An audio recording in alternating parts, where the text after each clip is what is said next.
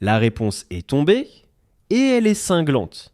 Kimi Antonelli remporte la course sprint de Silverstone en dépassant Lewis Hamilton en piste et signe la première victoire sprint de sa carrière. On débriefe ensemble cette course de 100 km du vainqueur jusqu'à la lanterne rouge. Petit retour en arrière pour bien comprendre. Vendredi, aux qualifications sprint, Hamilton avait sorti le grand jeu. La pole à domicile au volant de la Ferrari pour 11 malheureux millièmes devant Antonelli. Toute la question était de savoir s'il tiendrait ce rang en course. Réponse : non. Au départ, pourtant, Hamilton fait tout ce qu'il faut. Il garde la tête et il referme la porte sur Antonelli en le serrant à l'intérieur pour protéger sa première place. Les deux hommes se détachent tout de suite du reste du peloton. C'est un duel, un vrai, et pendant une dizaine de tours, c'est magnifique. Antonelli met une pression constante, colle à l'aileron arrière de la voiture rouge, cherche la faille. Et la faille, elle finit par arriver. À mi-course, Antonelli passe à l'attaque dans la longue ligne droite de hangar, puis il boucle son dépassement dans la courbe de Stowe. Et là, il y a un détail technique qui explique tout. Pour défendre pendant tous ces tours, Hamilton avait cramé une bonne partie de son énergie électrique. Résultat, au moment où Antonelli enclenche son mode de dépassement, la Ferrari n'a plus rien à répondre. Le leader du championnat prend la tête et il ne la rendra plus.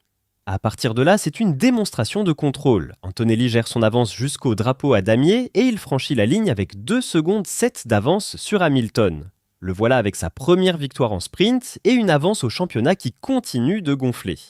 Et c'est mon premier point.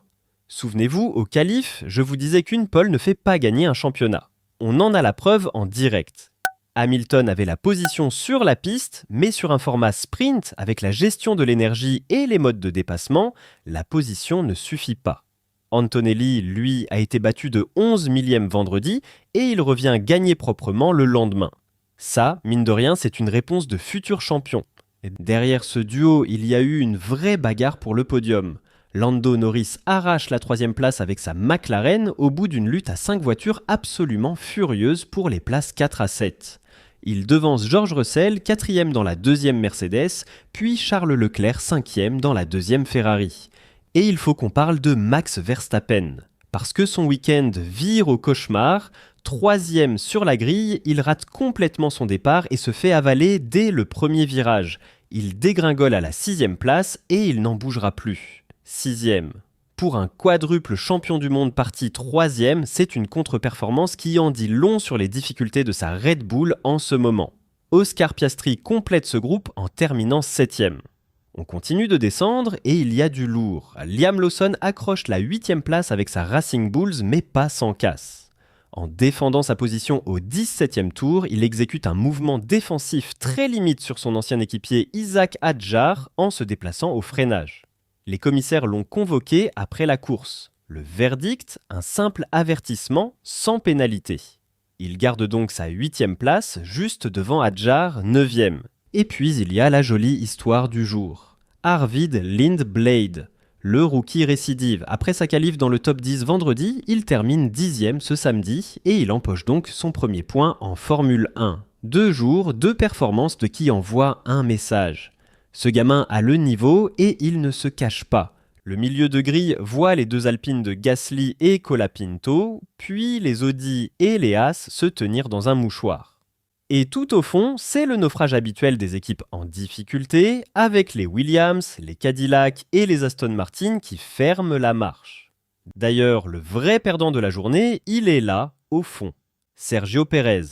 Dès le 2e tour, il percute l'arrière de l'Aston Martin de Fernando Alonso, l'envoie en tête à queue et doit rentrer changer son aileron avant. La sanction tombe, 10 secondes de pénalité et il termine bon dernier. Une catastrophe de plus pour Cadillac, une équipe qui décidément n'y arrive pas cette saison.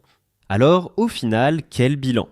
Hamilton a montré une vitesse pure retrouvée avec sa Ferrari et ça, c'est encourageant pour la suite du week-end. Mais Antonelli a montré autre chose. Du sang-froid, de la maîtrise et cette capacité à convertir. Le genre de qualité qui gagne des titres. Et pour vous, demain, en course, Hamilton peut-il enfin transformer cette superbe forme à domicile en une vraie victoire ? Ou Antonelli est tout simplement intouchable en ce moment ? Dites-moi tout en commentaire.